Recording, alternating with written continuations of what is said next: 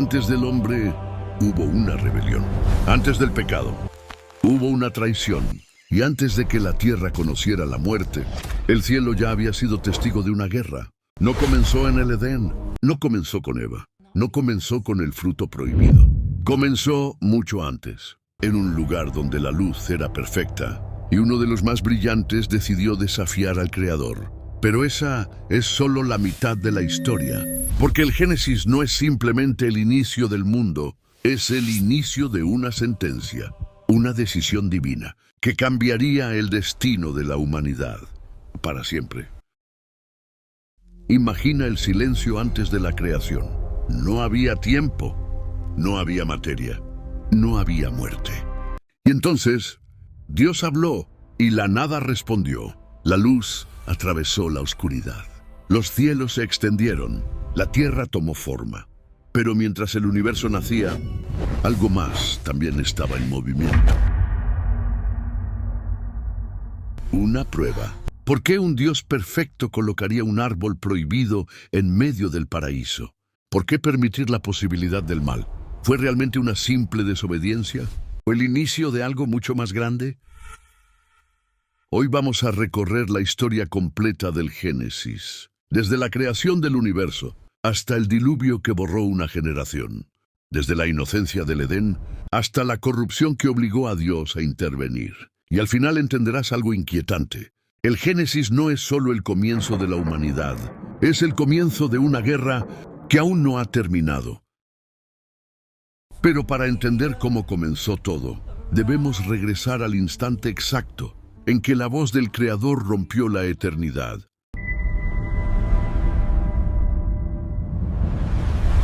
Cuando leemos el Génesis, casi todos creemos que todo empieza con una frase sencilla, conocida, repetida miles de veces: en el principio Dios creó los cielos y la tierra.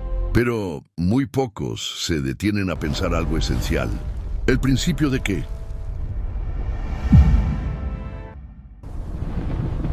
Génesis.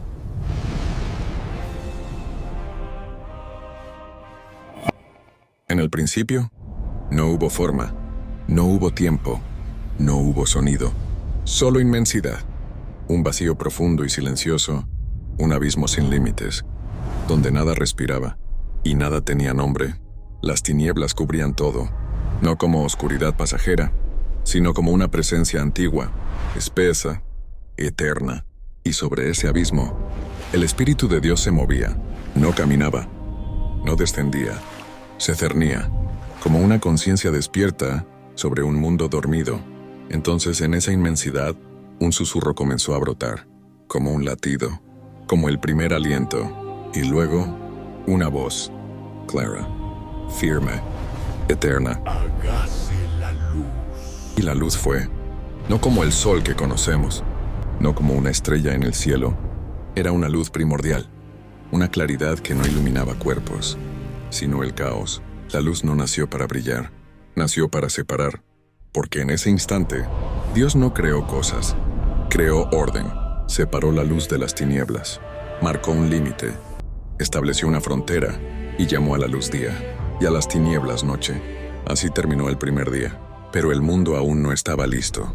Entonces Dios volvió a hablar, y entre las aguas del abismo, levantó el firmamento, una expansión inmensa, una bóveda invisible, que dividió las aguas de arriba de las aguas de abajo. No fue un adorno, fue una contención. El caos quedó encerrado, el orden comenzó a sostenerse, y a ese espacio lo llamó cielo. Así terminó el segundo día, pero aún no había tierra firme. Todo seguía cubierto por las aguas. Entonces la voz volvió a resonar. Las aguas se retiraron, se abrieron, se apartaron, y apareció lo seco. La tierra emergió del abismo, como algo que había estado esperando. Dios llamó a lo seco tierra, y a las aguas reunidas mares. Y por primera vez, el texto dice algo distinto. Y vio Dios que era bueno. Entonces la tierra comenzó a dar fruto. Semillas, árboles, cada uno según su especie. La vida brotó, pero aún sin conciencia. Así terminó el tercer día. Luego Dios colocó lumbreras en el cielo, no para crear la luz, sino para gobernarla. El sol para regir el día, la luna para regir la noche, y las estrellas como señales, para marcar tiempos. días, años. El tiempo nació cuando el orden estuvo listo. Así terminó el cuarto día. Después las aguas se llenaron de vida, criaturas que nadaban en lo profundo, seres que nunca verían la luz del cielo, y el aire se llenó de alas, aves surcando los cielos recién formados. La vida se multiplicó, se movió, se expandió, y Dios los bendijo. Así terminó el quinto día. Finalmente la tierra dio animales, bestias, reptiles, criaturas salvajes. Todo tenía forma, todo tenía función, pero aún faltaba algo distinto, algo que no sería creado como el resto. Entonces Dios dijo algo que jamás había dicho antes. Hagamos al hombre a nuestra imagen, conforme a nuestra semejanza.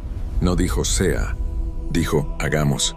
Y el polvo de la tierra fue tomado, modelado, formado, pero no vivía, hasta que Dios sopló, y el hombre respiró. La vida no vino de la tierra, vino del aliento. El hombre fue creado, pero no fue dejado a la intemperie, fue colocado. Dios plantó un jardín, al oriente, en Edén, un lugar separado del resto del mundo, un espacio protegido. Allí hizo brotar todo árbol agradable a la vista, y bueno para comer, y en medio del jardín, dos árboles, el árbol de la vida y el árbol del conocimiento del bien y del mal. Al hombre se le dio todo, excepto uno, porque incluso en el paraíso había un límite. De todo, árbol del jardín puedes comer, pero del árbol del conocimiento del bien y del mal no. Aquí termina el primer acto, porque el mundo ya fue formado, la vida ya existe, el hombre ya respira, pero aún no ha elegido. Y en el siguiente acto, entraremos al corazón del Génesis, al lugar donde una decisión cambia el destino de todo lo creado. El Edén. El Edén estaba vivo, no solo por los árboles, no solo por los ríos, no solo por los animales que caminaban sin temor. Estaba vivo, porque el hombre estaba allí. Adán caminaba entre la creación, y todo respondía a su presencia. Los animales se acercaban, la tierra daba fruto, el cielo marcaba el paso del día y la noche. Pero algo no encajaba, no era visible, no era ruidoso, no era urgente, era silencio. Un silencio distinto al del vacío primordial. No era ausencia de vida, era ausencia de compañía. No es bueno que el hombre esté solo. No fue una crítica, no fue un reproche, fue una revelación, porque el Edén era perfecto, pero no estaba completo. Dios observó al hombre, no desde lejos, no desde el cielo. Lo observó en su caminar, en su trabajo, en su silencio, y tomó una decisión. No habló a la tierra, no habló a las aguas, habló al hombre, y el sueño cayó sobre Adán, no como castigo, como preparación. Un sueño profundo, sin imágenes, sin miedo. Mientras Adán dormía, Dios actuó, no volvió al polvo, no repitió el mismo método, porque lo que estaba a punto de crear no era otra criatura, era una correspondencia. Tomó del costado del hombre, no de su cabeza, para que no dominara, no de sus pies, para que no fuera pisada, del costado, del centro, del lugar del corazón, y allí en silencio, la mujer fue formada. Cuando Adán despertó, no entendía lo que había ocurrido, hasta que la vio, y el Génesis registra algo único. Por primera vez, el hombre habló sin que Dios le diera palabras. Ella es hueso de mis huesos y carne de mi carne. No fue deseo, fue identidad. Dos seres distintos, una misma esencia. Y el texto añade algo que parece simple, pero es profundo. Estaban ambos desnudos, y no se avergonzaban. No porque no supieran lo que era el cuerpo, sino porque aún no existía la mirada que juzga. No existía comparación, no existía culpa, no existía miedo. La inocencia no era ignorancia, era confianza total. El Edén ahora estaba completo. Dos seres humanos, una relación, un propósito. Pero el límite seguía allí. Los árboles seguían dando fruto, y en medio del jardín, los dos árboles permanecían. Uno ofrecía vida sin fin, el otro, conocimiento. No eran iguales, no estaban al mismo nivel. Y aunque todo estaba permitido, Uno solo estaba restringido, porque el amor verdadero siempre deja espacio para la elección. Y aquí es donde el Génesis se vuelve inquietante, porque mientras la humanidad celebraba su unidad, otra presencia observaba, no desde el cielo, no desde el abismo, desde el jardín. La serpiente no habló, no se mostró, pero estaba allí, atenta, silenciosa, paciente. No necesitaba apresurarse, porque el límite ya había sido establecido. Y donde hay límite, hay tensión. El Edén seguía siendo perfecto, pero ahora la historia tenía algo nuevo. Relación, vulnerabilidad, elección, y lo que estaba por ocurrir no sería un accidente, sería una decisión.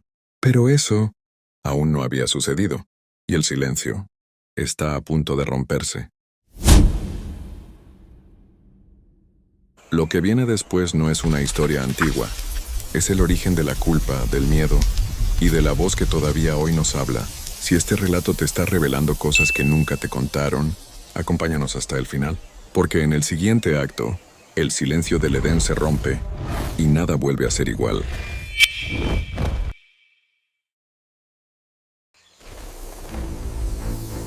La tentación.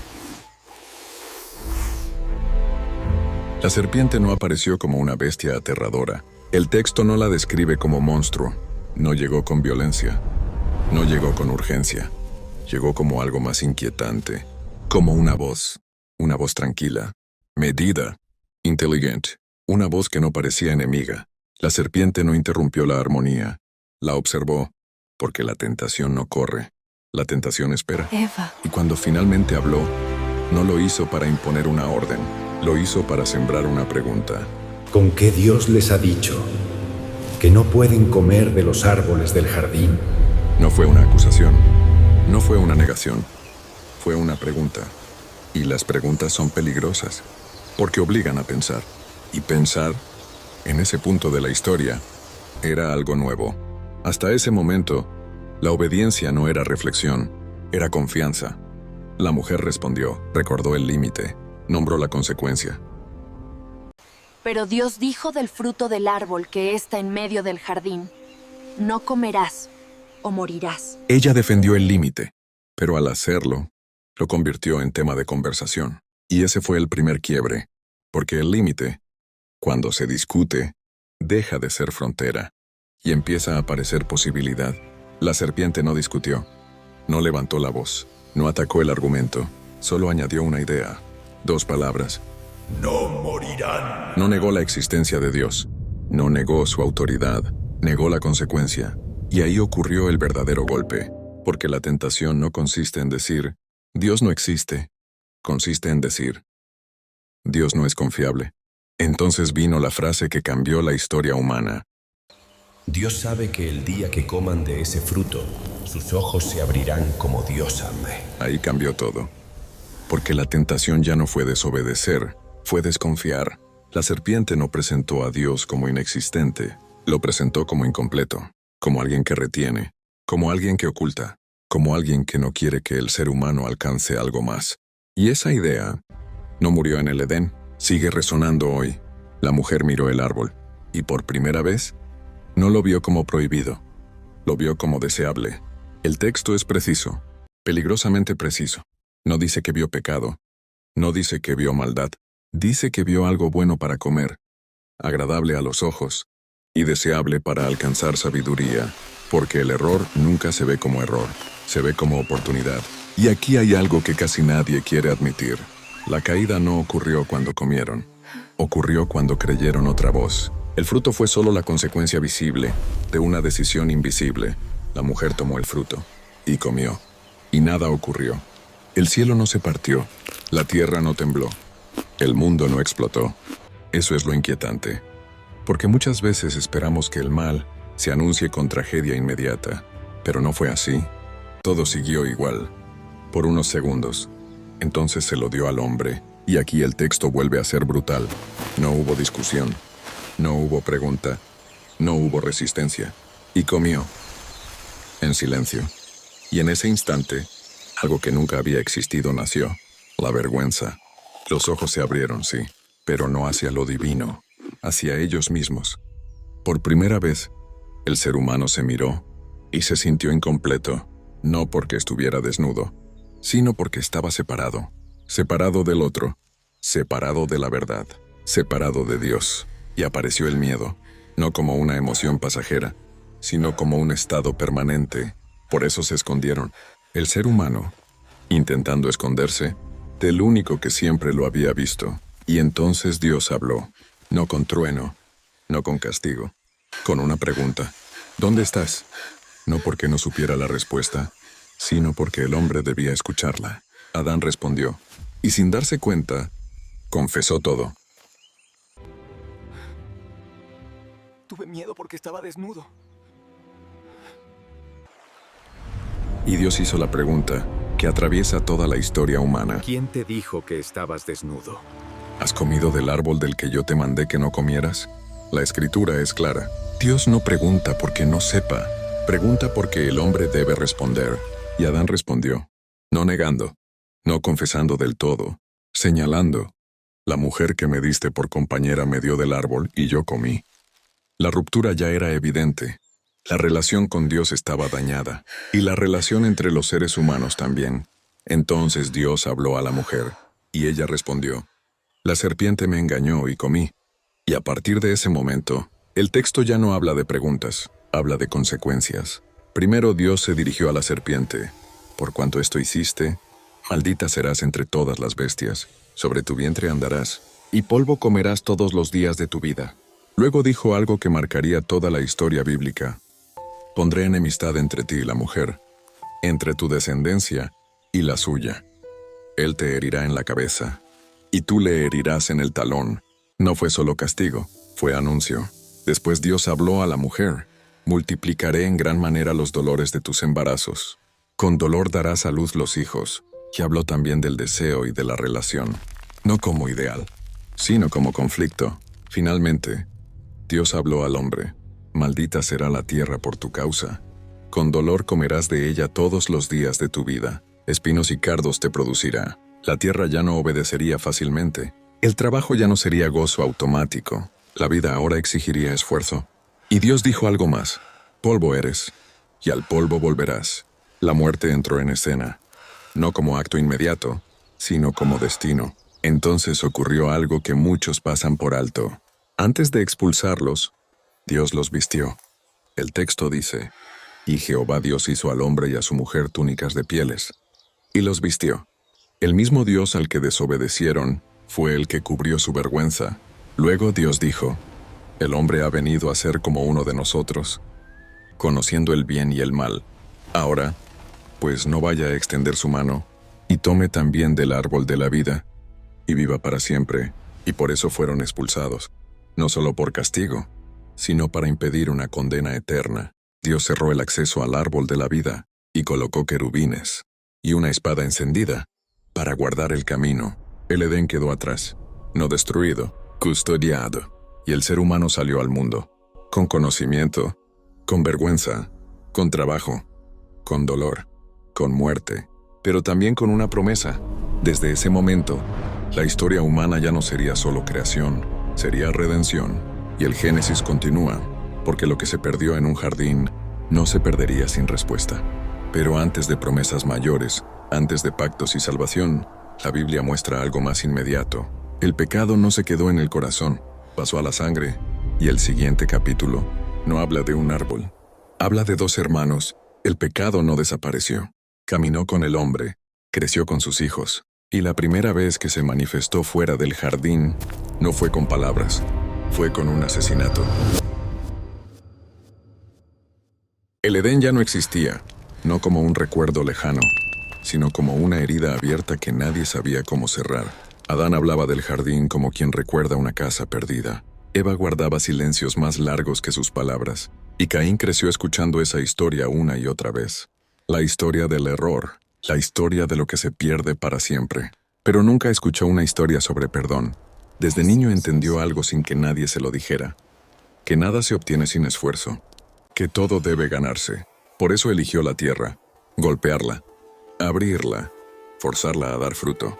La tierra era dura, como el mundo que ahora habitaban, como el Dios que Caín imaginaba, exigente, silencioso, distante. Abel, en cambio, no luchaba contra la vida. La acompañaba, cuidaba ovejas, observaba, esperaba. Y eso inquietaba a Caín, no porque Abel fuera mejor, sino porque parecía no esforzarse tanto. Desde niños, Caín sentía algo que no sabía nombrar. Una comparación constante, una pregunta muda. ¿Por qué él parece suficiente y yo no? El tiempo pasó. Y llegó el día de la ofrenda. Nadie lo ordenó. Nadie lo exigió. Ellos eligieron presentarse ante Dios. Caín preparó frutos de la tierra. No lo peor, no lo sobrante. El resultado de su trabajo. Abel eligió lo mejor de su rebaño. No porque alguien se lo pidiera, sino porque así lo sentía. Cuando ofrecieron, algo ocurrió. Algo que no se vio, pero se sintió. Dios miró a Abel y a lo que ofrecía, pero no miró a Caín. No hubo palabras. No hubo explicación. Solo silencio. Y ese silencio fue devastador. Caín no sintió tristeza, sintió confirmación. Nunca fui el elegido. Su rostro cambió, su interior se cerró. Y entonces Dios habló, no con castigo, con advertencia. Le dijo que todavía podía elegir, que aún estaba a tiempo, pero también le reveló algo inquietante, que había algo esperando, algo que no obligaba, algo que deseaba entrar. El pecado estaba a la puerta. Caín escuchó, pero ya estaba decidido a interpretar. No vio una oportunidad, vio una amenaza.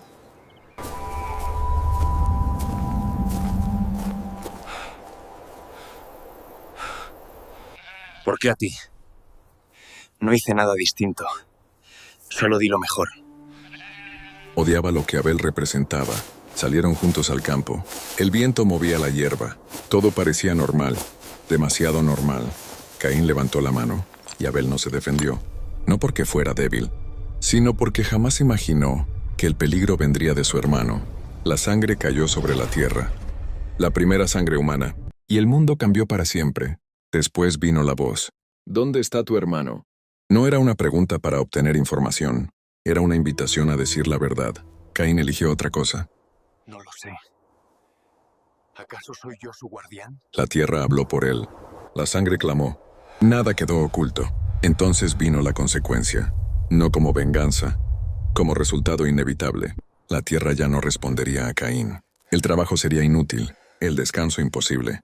Sería errante, sin raíces, sin hogar. Caín tuvo miedo, no por su hermano, por sí mismo. Maldito serás sobre la tierra que abrió su boca para recibir la sangre de tu hermano. Cuando cultives la tierra, no volverá a darte su fuerza. Mi castigo es mayor de lo que puedo soportar. Hoy me expulsas de esta tierra. Y cualquiera que me encuentre, me matará. No será así. Cualquiera que mate a Caín, 7 veces será castigado.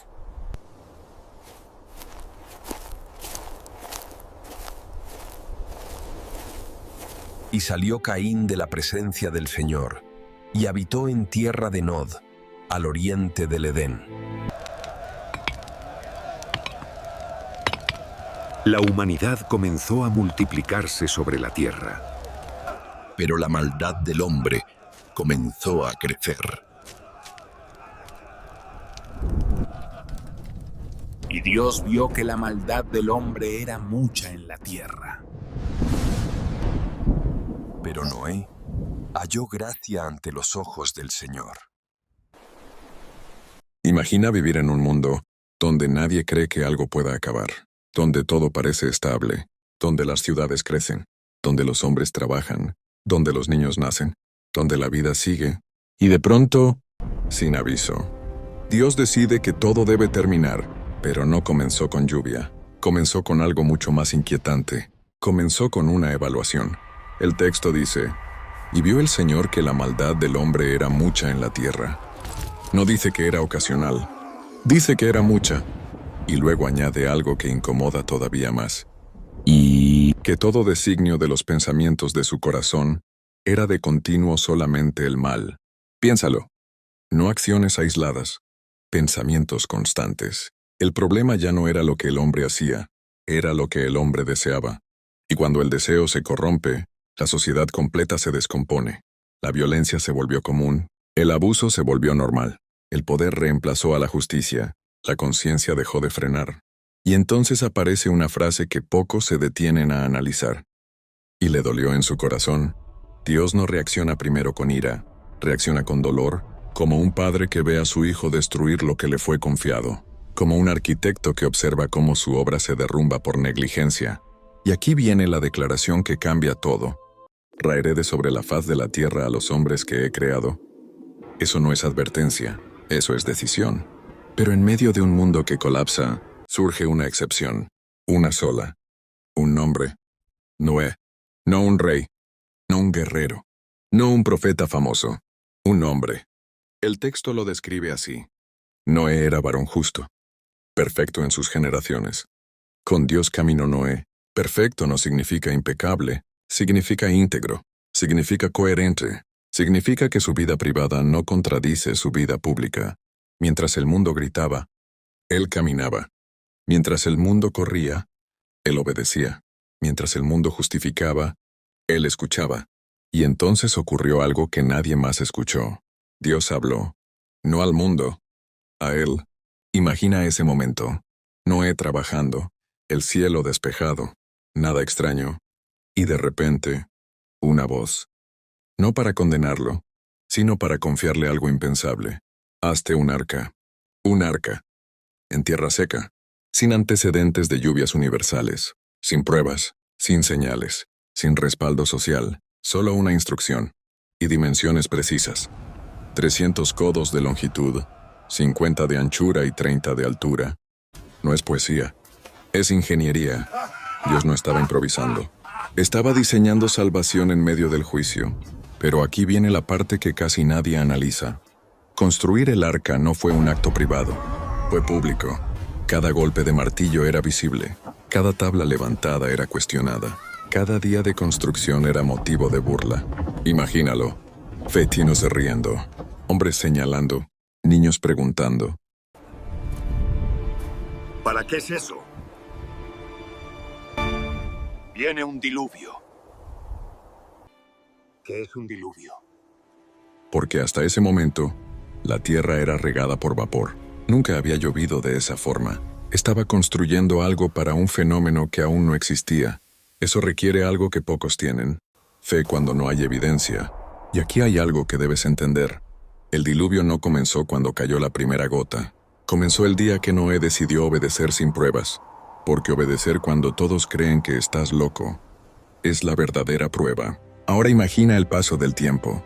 Años, décadas, la estructura creciendo lentamente, el mundo empeorando, la violencia aumentando, la corrupción normalizándose, y el arca ahí, silenciosa, como una advertencia que nadie quiso tomar en serio, hasta que un día, Dios volvió a hablar.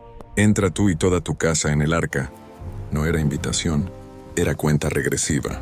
Y aquí es donde la historia se vuelve cinematográfica, porque no solo entraron 8 personas, entraron animales, por parejas, por especies, no corriendo caóticamente, sino guiados, ordenados, silenciosos, como si algo invisible los dirigiera.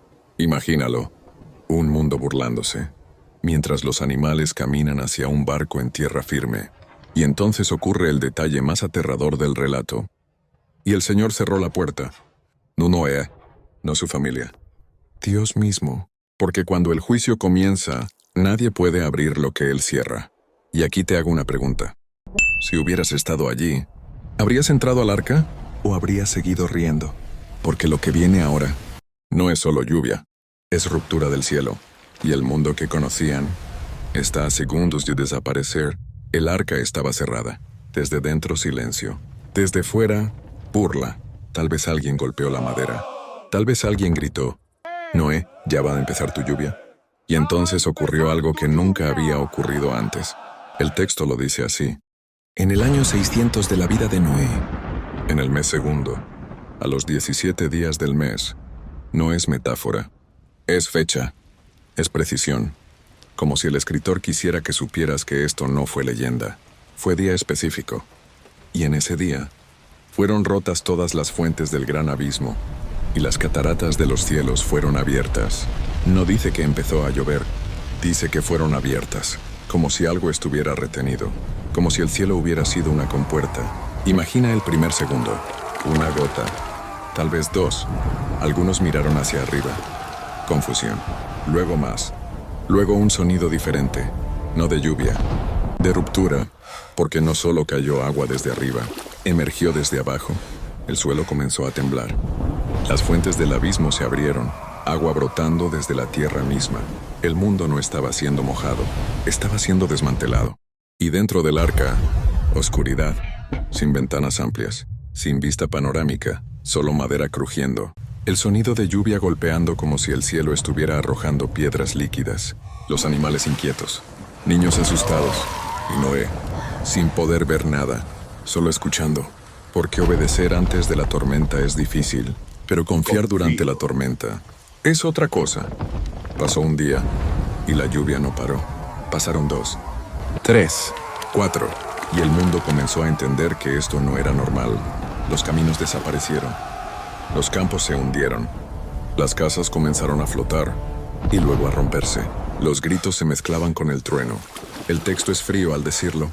Y fue el diluvio 40 días sobre la tierra. 40 días de agua constante, sin pausa, sin tregua, sin descanso. Imagina el sonido, no silencio nocturno, no calma, solo agua golpeando madera día y noche. Dentro del arca el tiempo se volvió extraño. No sabían qué pasaba afuera.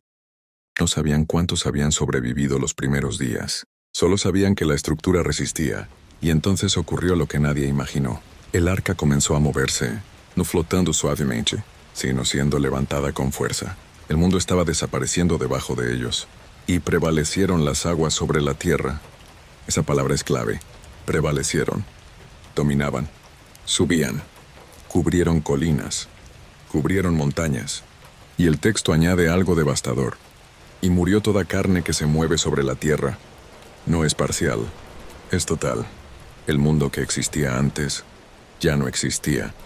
Y en medio de todo eso, hay una frase que pocos subrayan. Y se acordó Dios de Noé. No significa que lo había olvidado. Significa que el juicio tenía un límite. Y entonces comenzó algo imperceptible. Un viento, no tormenta, no trueno, un viento suave. El mismo elemento que en Génesis soplaba sobre las aguas al principio, como si la creación estuviera comenzando otra vez. Las aguas comenzaron a descender, no de inmediato, no en horas, en semanas, en meses y un día. El arca dejó de moverse, no chocó, no se partió, simplemente se detuvo y reposó el arca sobre los montes de Ararat. Reposa, como si después del juicio hubiera descanso. Pero todavía no se veía nada, solo picos lejanos asomando entre bruma. Noé no abrió la puerta, no rompió el sello, esperó. Porque obedecer no termina cuando pasa la tormenta, continúa cuando llega la incertidumbre. Y aquí viene el momento que casi nadie dimensiona. Noé abrió una ventana, no la puerta, una ventana, un pequeño espacio hacia el mundo nuevo. Y envió un cuervo, imagínalo, el ave negra saliendo al cielo gris. El cuervo no volvió, el texto dice que iba y venía. ¿Por qué? Porque el cuervo puede posarse sobre cadáveres, puede sobrevivir entre restos, puede adaptarse al juicio. Pero Noé no estaba buscando supervivencia entre ruinas, estaba buscando vida. Entonces envió una paloma. Y aquí la escena se vuelve profundamente simbólica. La paloma salió, voló, buscó, pero no encontró dónde posarse. El mundo aún no estaba listo, y volvió al arca. Regresó, como si dijera, todavía no. Noé la tomó, la acercó así, y esperó 7 días más. 7, número de completitud, número de creación, y volvió a enviarla. Esta vez, la paloma regresó con algo en el pico. Una hoja verde, una hoja de olivo, pequeña, frágil, pero viva. Imagínalo. En medio de un planeta devastado, una señal de que la vida no había sido extinguida. No fue una montaña entera, no fue un bosque, fue una hoja. Y eso fue suficiente, porque la esperanza no siempre regresa como un milagro gigante. A veces vuelve como algo pequeño, algo que cabe en un pico, algo que parece insignificante, pero lo cambia todo. Noé esperó 7 días más y la envió otra vez. Esta vez no regresó. La paloma había encontrado hogar. La tierra estaba lista. Y entonces, por primera vez en más de un año, Dios habló de nuevo. Sal del arca. Pero antes de salir, imagina ese momento. Noé frente a la puerta, la misma puerta que Dios cerró, ahora abierta. Del otro lado no había mundo conocido. Había silencio, un mundo lavado, un mundo vacío, un mundo que debía empezar de nuevo. Y aquí viene la pregunta que cambia el enfoque del relato. Si te dieran la oportunidad de empezar la humanidad otra vez, ¿lo harías diferente? Porque lo que viene ahora no es solo reconstrucción, es pacto. Y ese pacto no se basa en la perfección del hombre, se basa en la promesa de Dios.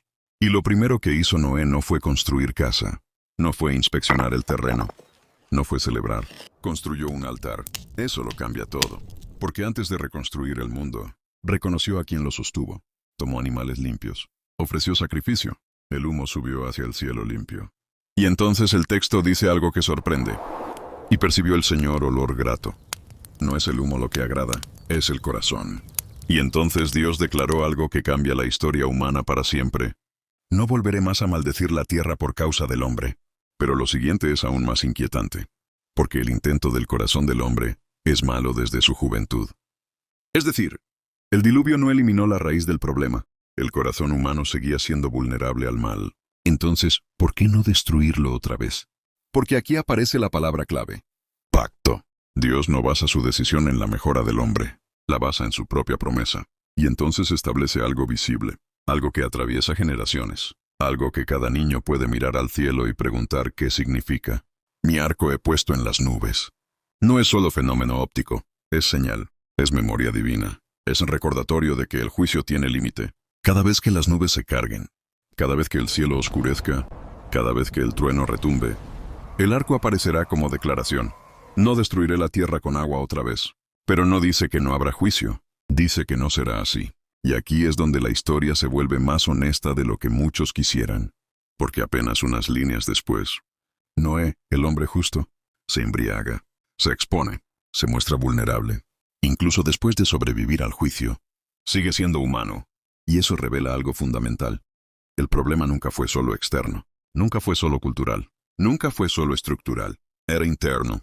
El diluvio limpió la tierra, pero no reprogramó el corazón, y eso prepara el escenario para todo lo que vendrá después.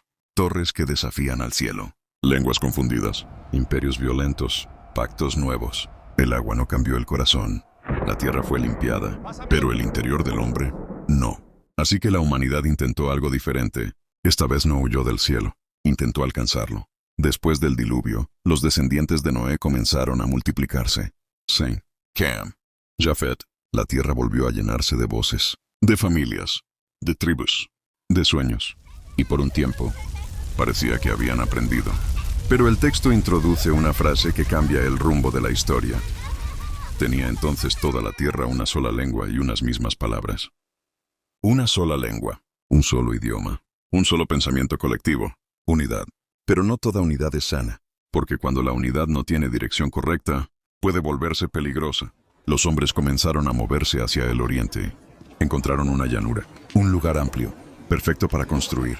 Y entonces alguien dijo algo que encendió la ambición colectiva. Hagamos ladrillo.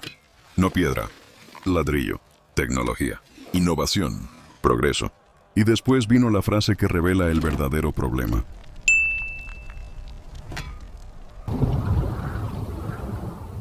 ¡Y hagámonos un nombre! No querían adorar, querían trascender. No querían obedecer, querían igualarse. No querían depender, querían independizarse. El diluvio había demostrado que el cielo podía destruir. Así que ahora intentaban algo distinto. Alcanzarlo, controlarlo, desafiarlo. Imagínalo, una estructura elevándose sobre la llanura. Cada día más alta, cada día más impresionante. Miles de personas trabajando en sincronía. Un solo idioma, un solo objetivo, un solo orgullo compartido. No era ignorancia, era determinación organizada. Y aquí viene una frase inquietante. El texto dice, y descendió el Señor para ver la ciudad y la torre. Descendió, como si el hombre hubiera construido algo tan alto, que Dios tuvo que inclinarse para observarlo. Hay ironía ahí. Intentaron alcanzar el cielo, pero desde la perspectiva divina, seguían siendo pequeños. Y Dios dijo algo que pocos analizan con cuidado. He aquí el pueblo es uno, y todos estos tienen un solo lenguaje. ¡Más arriba! ¡Rápido! Agaru, Drash Lumak.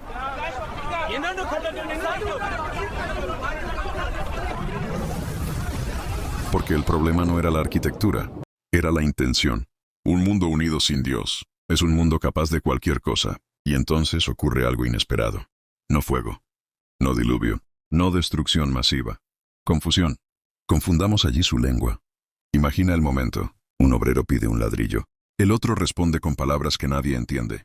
Las órdenes se cruzan, las instrucciones fallan, los gritos se multiplican, la coordinación se rompe, y lo que era una sinfonía de construcción se convierte en caos. La torre no cayó, se detuvo, la ciudad no fue destruida, fue abandonada, porque el juicio esta vez no fue físico, fue comunicativo, y la humanidad fue dispersada, exactamente lo que querían evitar, para que no seamos esparcidos. Y fueron esparcidos, porque el orgullo siempre termina produciendo lo que intenta evitar. Y aquí está la lección que conecta con todo Génesis. En el Edén el hombre quiso ser como Dios. En Babel el hombre quiso llegar a Dios. El método cambió, el corazón no. Y si el corazón sigue igual, ¿qué hará Dios ahora? Porque no puede destruir cada vez, no puede confundir eternamente. Así que la historia da un giro sorprendente. En vez de tratar con multitudes, Dios escoge a un hombre, no una ciudad, no una torre. Un hombre, y su nombre es Abram. Y con él comienza algo completamente diferente, no basado en orgullo colectivo, sino en promesa. Y esa promesa cambiará el mundo.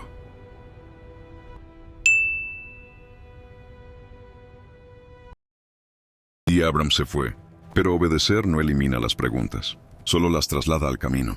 Salió de Ur, dejó seguridad, dejó estabilidad, dejó pasado, y comenzó a caminar hacia una promesa invisible. Llegó a Canaán, y el texto dice algo interesante. Y el cananeo estaba entonces en la tierra. Es decir, la promesa ya estaba ocupada. Dios prometió tierra, pero no la entregó vacía. Y Abram no conquistó, no peleó, no reclamó, levantó un altar. Eso lo diferencia de Babel, donde el hombre levantó torre para hacerse nombre. Abram levanta altar para reconocer un nombre. Y cada vez que Dios se le aparece, Abram no construye ciudad, construye altar. Pero la fe no vive solo de encuentros espirituales, también enfrenta crisis. Hubo hambre en la tierra, y Abram descendió a Egipto. Primera prueba real, la tierra prometida no produjo, y el hombre de fe tomó decisión humana. Y ahí aparece la primera grieta. Temió por su vida, temió por Sarai, y dijo una media verdad. Es mi hermana. No era mentira total, era verdad incompleta. Y la fe a veces se mezcla con miedo. Dios intervino, protegió a Sarai, sacó a Abram de Egipto. Pero el episodio revela algo importante. La fe no es perfección, es dirección. Abram volvió a Canaán, y la tierra no alcanzaba para todos. Lot, su sobrino, también prosperaba. Los pastores discutían. Y aquí vemos un segundo contraste con Babel. En Babel el hombre dijo, hagámonos un nombre. Abram dijo, no haya ahora altercado entre nosotros, ni entre tus pastores y los míos. Lot eligió lo que parecía mejor. El valle del Jordán, verde, próspero, visualmente atractivo, pero cercano a Sodoma. Abram eligió lo que quedaba. Y fue en ese momento cuando Dios amplió la promesa. Toda la tierra que ves, te la daré a ti y a tu descendencia. Abram se siente pequeño, sin hijo, sin heredero, y Dios lo lleva afuera. Mira ahora los cielos y cuenta las estrellas si puedes.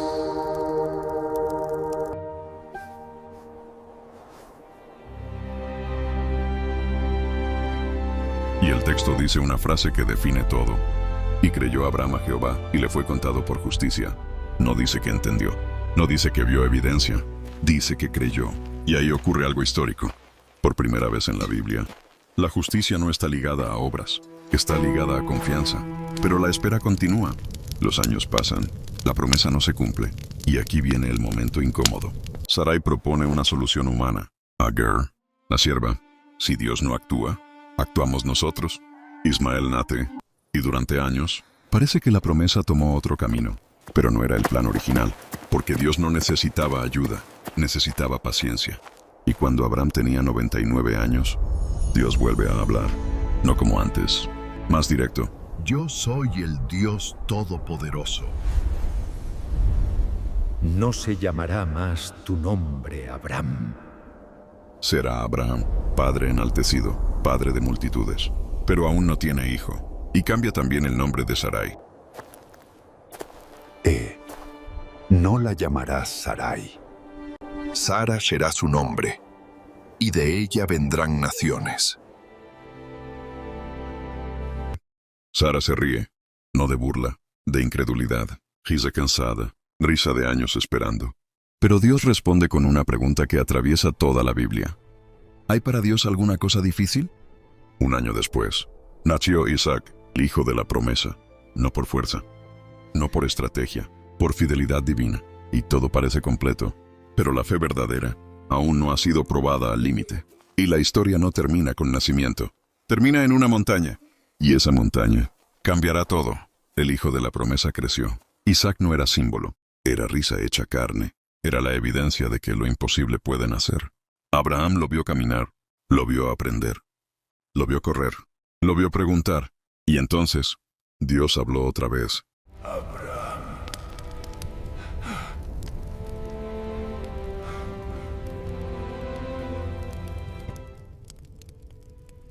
Heme aquí. Toma ahora tu hijo, tu único Isaac, a quien amas. Y ofrécelo en holocausto. Y esta vez no era dejar tierra, no era esperar años, era entregar lo que más amaba. Y el texto no dice que Abraham discutió, dice algo más inquietante. Y se levantó muy de mañana. No esperó, no retrasó, no buscó excusas. Preparó la leña, tomó el fuego, tomó el cuchillo, e Isaac fue con él. 3 días de camino, 3 días de silencio. 3 días donde cada paso era más pesado que el anterior. Y entonces Isaac habló. Padre, tenemos la leña y el fuego. ¿Qué sucederá ahora? Dios proveerá lo necesario. Subieron, construyó el altar, ordenó la leña. Y aquí la escena se vuelve insoportable. Isaac no era un bebé. Podía correr, podía resistirse. Pero el texto no menciona lucha. Abraham lo ató, no con violencia, con manos temblorosas, y lo puso sobre el altar. El cielo guardó silencio. El viento se detuvo. Abraham levantó el cuchillo. No con rabia, con obediencia. El tiempo se congeló. Y cuando el filo descendía, una voz rompió el aire. ¡Abraham! ¡Abraham! No extiendas tu mano sobre el muchacho. Ahora sé que temes a Dios. En ese instante, el sacrificio ya había ocurrido. No en sangre, en voluntad. Abraham había demostrado que la promesa no era su ídolo. Dios era su confianza. Y entonces lo vio, un carnero, atrapado, sustituto. El hijo descendió, el animal ascendió, y el monte recibió un nuevo nombre. Jehová proveerá. Y ahí está la escena que conecta todo Génesis. En el Edén hubo árbol, en Moria hubo madera. En el Edén el hombre tomó lo que no debía. En Moria el hombre entregó lo que más amaba. Y esta vez, Dios no pidió sangre humana, proveyó sustitución, y la promesa fue reafirmada. En tu descendencia serán benditas todas las naciones.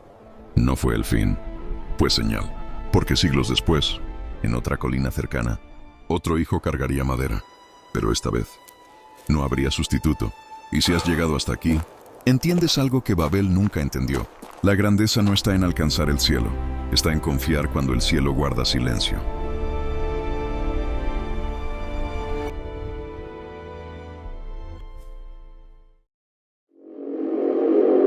Hay algo inquietante en toda esta historia. Algo que casi nadie nota cuando lee Génesis por primera vez. No comienza con el hombre, no comienza con el pecado, ni siquiera comienza con la serpiente. Comienza con orden, con luz separándose de la oscuridad, con límites trazados en medio del caos, con un Dios que no improvisa, sino que establece estructura. Y eso lo cambia todo, porque cuando el orden se rompe, no solo se rompe una regla, se rompe un diseño, y el diseño no era pequeño. No era una simple norma moral, era el tejido mismo de la realidad. Cuando Adán desobedeció, no solo perdió un jardín, el mundo perdió su armonía. La tierra comenzó a resistirse, el trabajo comenzó a doler, el corazón comenzó a compararse, y así nació algo que nunca había existido antes. La distancia, distancia entre el hombre y Dios, distancia entre hermanos, distancia entre lo que somos y lo que fuimos creados para ser. Caín no mató a Abel porque fuera violento. Lo mató porque estaba fracturado. Y esa fractura no comenzó en el campo, comenzó en el Edén. Después vino el diluvio. Y muchos creen que el agua fue el juicio, pero no lo fue. El agua fue la consecuencia visible de una corrupción invisible. Y cuando el agua descendió, y la humanidad volvió a comenzar. El corazón seguía siendo el mismo.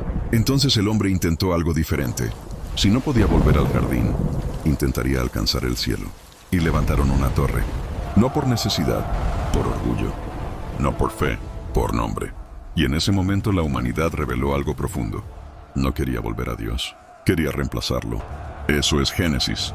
No es una colección de historias antiguas. Es un diagnóstico, un espejo, una advertencia.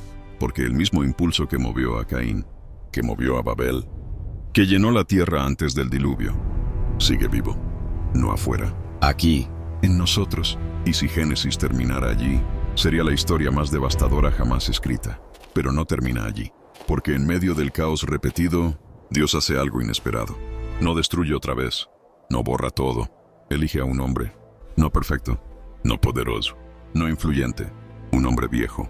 Sin hijos. En tierra extranjera. Y le hace una promesa. Haré de ti una gran nación. Pero antes de entender esa promesa, tenemos que enfrentar algo incómodo. El problema nunca fue el jardín, nunca fue la serpiente, nunca fue el agua. El problema siempre fue el corazón. Y mientras ese corazón no cambie, ningún diluvio será suficiente. Lo que viene ahora no es una continuación, es una estrategia divina, una respuesta que comenzó en silencio y terminará en redención. Y lo más inquietante de todo es que esa historia todavía no ha terminado. Míralo con atención. El jardín no fue solo un lugar, fue un diseño. El hombre caminaba con Dios, sin miedo, sin culpa, sin separación. Eso era el plan original, pero el pecado no destruyó el diseño, lo distorsionó. Y desde ese momento, toda la historia bíblica es un intento de restaurar lo que se perdió. Caín no mató solo a su hermano, mató la inocencia de la humanidad. El diluvio no fue solo agua. Fue el reconocimiento de que el corazón humano, sin transformación, se autodestruye. Babel no fue solo arquitectura, fue el intento del hombre de alcanzar a Dios sin cambiar por dentro. Y Abraham no fue solo un patriarca, fue la respuesta divina a un mundo fragmentado. Ahora pregúntate algo, si Dios solo quisiera destruir, ¿por qué habría prometido? Si Dios solo quisiera castigar, ¿por qué habría pactado? Si Dios solo quisiera juzgar, ¿por qué habría esperado?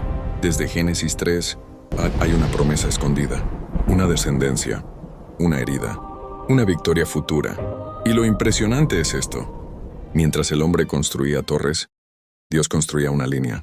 Mientras el hombre levantaba ciudades, Dios levantaba una historia. Mientras el hombre buscaba grandeza, Dios preparaba redención. Génesis no es un libro de fracasos, es un libro de paciencia divina. Cada caída revela algo, cada juicio revela algo. Cada pacto revela algo. Y lo que revela es esto. Dios no abandonó al hombre. El hombre salió del jardín, pero Dios no salió de la historia. Él siguió interviniendo. Siguió hablando. Siguió prometiendo. Siguió esperando. Porque el problema nunca fue solo la conducta. Fue el corazón. Y el corazón no se corrige con agua. No se corrige con dispersión. No se corrige con miedo. Se corrige con transformación. Y Génesis prepara el terreno para algo que todavía no vemos completamente, pero que ya se anuncia desde el principio, un sustituto, un pacto eterno, una restauración definitiva. Y aquí es donde todo se vuelve personal, porque Génesis no es solo el inicio del mundo, es el espejo del ser humano. Adán sigue tomando decisiones equivocadas, Caín sigue comparándose, Babel sigue construyéndose, y la pregunta sigue siendo la misma. ¿Dónde está tu hermano? ¿Dónde estás tú?